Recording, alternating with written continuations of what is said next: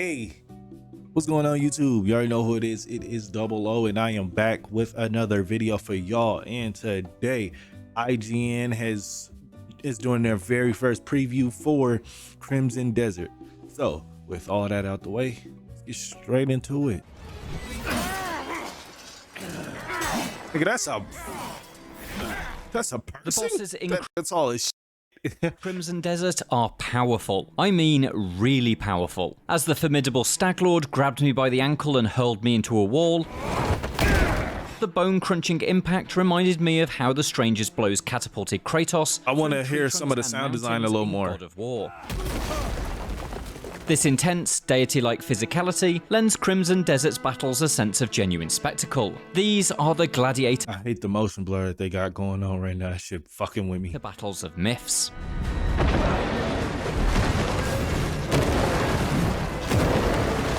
They for sure letting you get the fuck out the During way. an hour-long hands-on session at Gamescom 2024, I was able to go toe-to-toe with three Nigga different just busted? bosses, each of which showcased a different side to this fantasy action game's approach to battle. More recently, I was able to watch another hour of gameplay, this time a hands-off demonstration focused on exploration and questing. Together, these demos have given me a good indication of what Crimson Desert is. A game with combat that feels like a mix of God of War and Dragon's Dogma. Did he just fucking suplex this nigga, bro? Crimson Desert is a game with combat that feels like a mix of He God of War and did. Dragon's That's Dogma, fucking set in crazy. a wider world where what you do is more reminiscent of the modern Assassin's Creeds and The Witcher 3.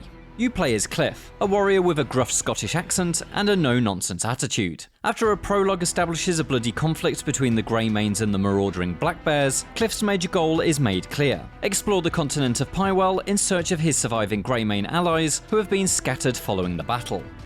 He almost got his ass fucking turned into mincemeat, The nigga. hands-off demonstration is set in Hernand, a medieval town populated by a fun range of fantasy races that wouldn't look out of place in any Tolkien-esque fantasy story. Cliff's That's interactions decent. around its very beautifully rendered streets and roads are very much what you'd expect of a modern open-world action-adventure game. There's a horse you can whistle for, NPCs to be spoken Nigga. to, and hostile Red regions Dead, to nigga, infiltrate. but in That last fantasy. one is where Crimson Desert has a little fun, as the demo shows Cliff changing into Hernandian banquet attire in order to walk past a castle's guards unnoticed. Oh, wait.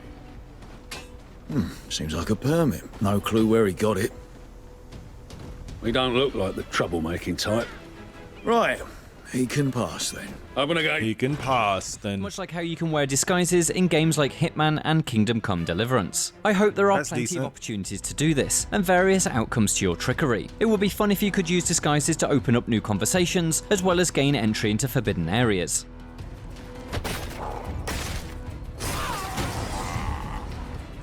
Inside the Yeah, I see where he getting the modern Assassin's Creed from. castle, Cliff pilfers an Abyss artifact, which is where Crimson Desert gets a little more unusual. The device opens up a pixelated portal in a wall, and walking through it transports Cliff to the Library of Providence. There, an alchemist called Alastin reveals that the library is at the center of all worlds, and that there are beings who plan to bring everything to nothingness. Nigga, we finna get the apple to Eden in Crimson Desert? I cannot. The reason you brought me here. There are beings who brought chaos to Providence. The rifts they have created will return everything to nothingness. While I can't say I'm impressed by Crimson Desert's writing in this demo, this exchange and several others feel cluttered and wrapped up in themselves. But it Okay, so basically the story finna be very convoluted and just smashed together for no reason. I mean, I kind of think that everybody was more excited for the gameplay than the story in this game. So I understand why. I understand it. Fuck it. It does point to a much grander, more mythical plot beyond Cliff's hunt for his allies. That ambition of something larger is made abundantly clear when Alastin's ally, White Crow, gives Cliff the glider-like Crow Wings ability, which allows him to leap off the library's floating island and reenact the Zelda Tears of the Kingdom's title sequence. Nigga, they just took hella games and just mashed them together.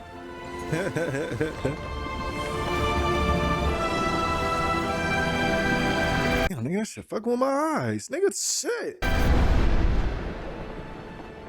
It's a little bold to use this motif. Can developer Pearl Abyss really craft something that lives up to the wider meaning of that iconic visual? But even if it falls short, the magnificent view and subsequent glide to Earth is a thrill all the same. Back on the ground in Hernand, a local peacekeeper tasks Cliff with finding and eliminating some local bandits who fight using a red mist. Heading out in search of such villains, Nigga, that orc back there look like a motherfucking oos. Cliff comes across a burning house and throws nearby vases of water to save the clergyman trapped inside. It's not clear from the demo if such objectives organically occur around the map, Red Dead Redemption 2 style, but what is soon clear is that this blaze is the work of those aforementioned bandits. The local church says one of their men, Hubert, fled the scene in an attempt to bait the enemies away, and asks Cliff to find him. The payment is another one of those Abyss artifacts, once again suggesting that the worlds beyond worlds are of vital importance to Crimson Desert's story. I hope this results in a decent amount of weirdness that helps set the largely typical setting apart from other fantasy games. I can't believe it. Hubert is found at a bandit camp that allows the demo to show off Cliff's Your name this nigga Hubert? I can't. stealth abilities. It's pretty classic stuff and looks very reminiscent of silent takedowns in the Assassin's Creed games. Not particularly challenging, but an alternative option to Crimson Desert's more publicised melee brawls. Hopefully when we go hands-on again, stealth will prove a worthwhile addition. It looks heavy for sure, and that nigga ragdoll physics was crazy. Hold on, look at this nigga fucking fly, and his legs did the splits in the air. That nigga's a whole freak. Watch this. Slap the shit out the first nigga. He died in 2 hits. Oh no, they all died. What? The other 2 niggas died in 2 hits. That nigga died in 3. Bam! Look at the nigga on the left right here. Whoa! That nigga whole legs in the air. That nigga died terribly, cuz. The other nigga died sucking his own meat. That is devious work. On extra. With Herbert freed, Cliff is approached by the goblin Shakatu, a merchant of the Gold Leaves Guild. Shakatu. He explains that the Wow. Gold Leaves are currently under the command of the evil Splithorn. Call him a nigga next time. Just call him a nigga. It's alright. You call him a In nigga. return for killing this toxic leader, Shakatu offers money and his services, things Cliff believes will be helpful in finding the missing Greymanes.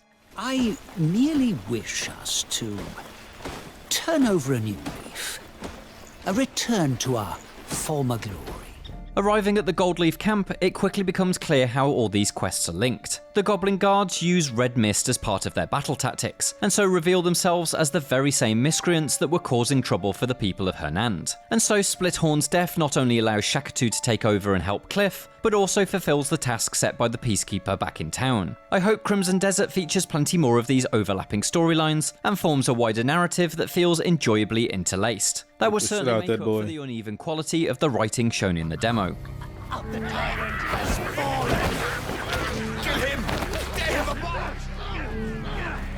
Splithorn acts as the culminating boss fight of the hands-off demo, which brings us to the much more exciting side of Crimson Desert. He's agile and aggressive, I love the fucking particle effects and shit. That shit nice. wielding a sword that emits blasts of wind in vertical and horizontal patterns, forcing Cliff to dodge and block as he attempts to close the distance. But he's a He kicked the shit out that nigga, bro. What the fuck? pipsqueak compared to the brutes I face myself in the hands-on demo at Gamescom. The first of the 3 bosses I clashed with was the Staglord. He's a relentless attacker, charging across the battlefield like a bullet train that can suplex you at its final destination. But Fuck that despite nigga his up. endless strength and capacity to throw you like a baseball, he's only human. I forced distance between us, quickly firing explosive arrows to knock him out of his attack pattern and open up a window to bury my blade in his back. The Staglord proves a real challenge of a fight. Crimson Desert is not even remotely as Souls-like, but it's not afraid to make you work really hard for victory. I spent Nah, that's cool. Like, I love like a sense of difficulty in a video game. It ain't gotta be extremely fucking hard. Everything don't have to be Souls-like hard. But I love the fact that this is gonna have some difficulty. It's gonna make you fucking think when you're fighting. You're gonna have to use certain tactics. You're gonna have to really,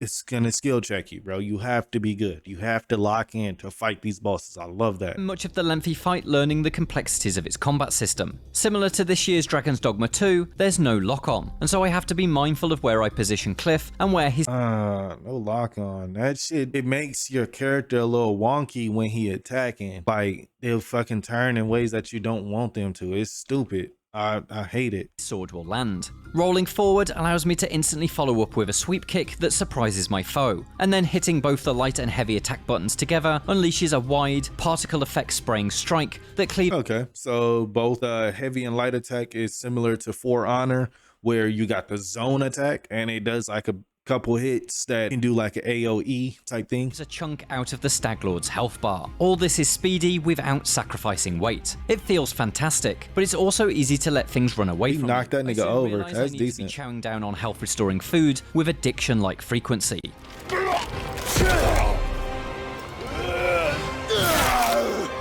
Killed the shit out that boy.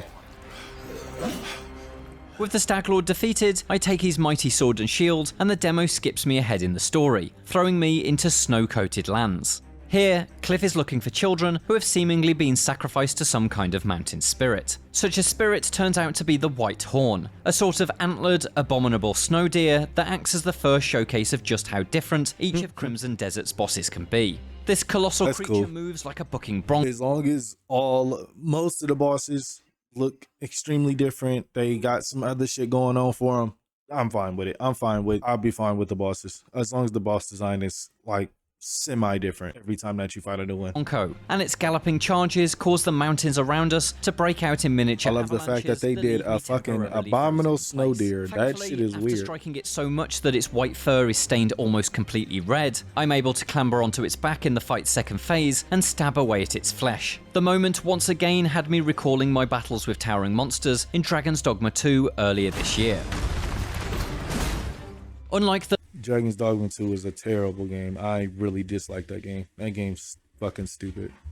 The little split horn back at the Goblin camp, these much larger bosses have 3 health bars, with each one eliminated increasing the intensity of the fight. But oh, okay, so every boss got 3 phases. That's decent. Where the Stag Lord and White Horn scraps seem to escalate much like many other action game boss battles, my final battle against the Queen Stoneback Crab demonstrated Crimson Desert's ambition to create memorable moments through very different mechanics. That's the crazy. Queen Stoneback Crab is colossally big. It fills the screen, and smartly, you can't fight it by just hacking away at its shins. Instead, the battle is a puzzle set piece that's clearly inspired by Shadow of the Colossus. I clamber onto the crab's stony shell and grab onto the grass and flora that forms its fur, holding on for dear life while pulling myself up towards a trio of rock formations. Using a Okay, and then that swirl shit is your fucking stamina bar. Okay, I was trying to figure out what the fuck that was. Special punch skill, I shatter each of the rocks to expose a weak point that I plunge my blade into. Each open wound causes a geyser of water to blast out, which not only provides a visual spectacle, but also throws me high into the air.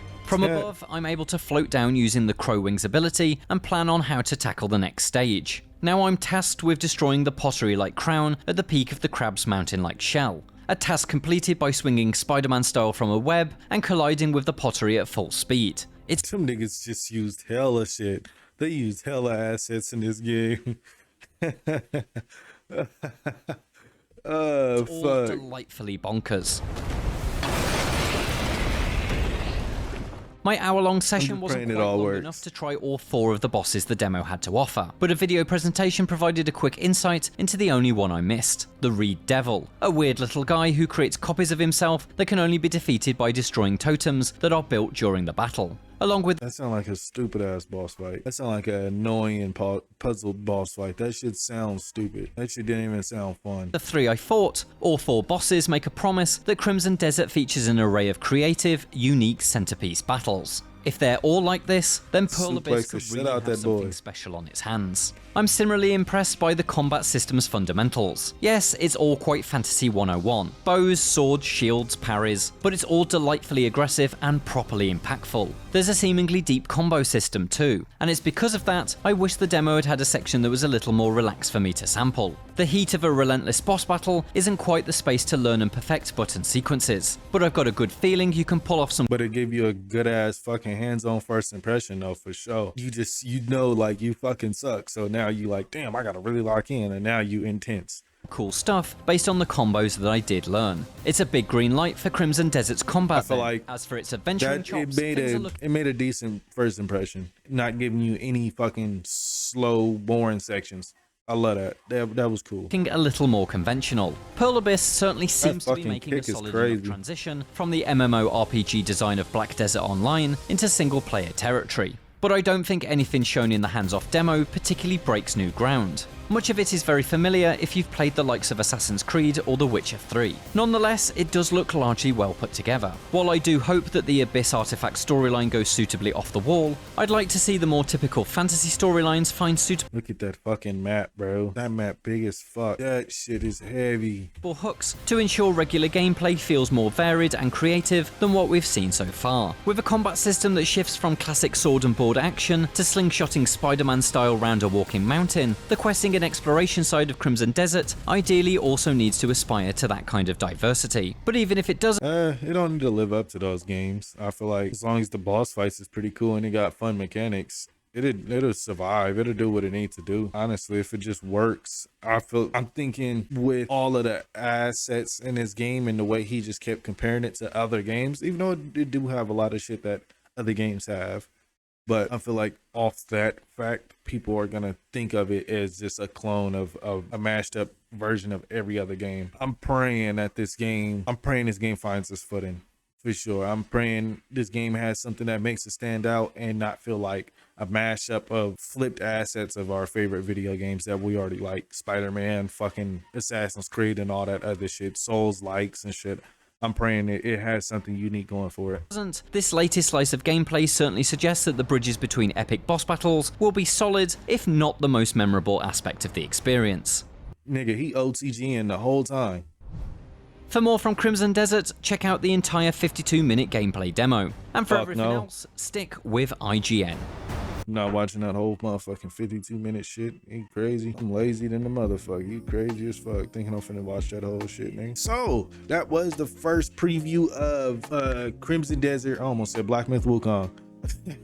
Y'all let me know how y'all feeling about it. Honestly, the gameplay looks smooth. It looks silky for the most part. And I had no doubt in my mind that it was gonna look good and play pretty smooth due to Black Desert. I'm thrown off right now.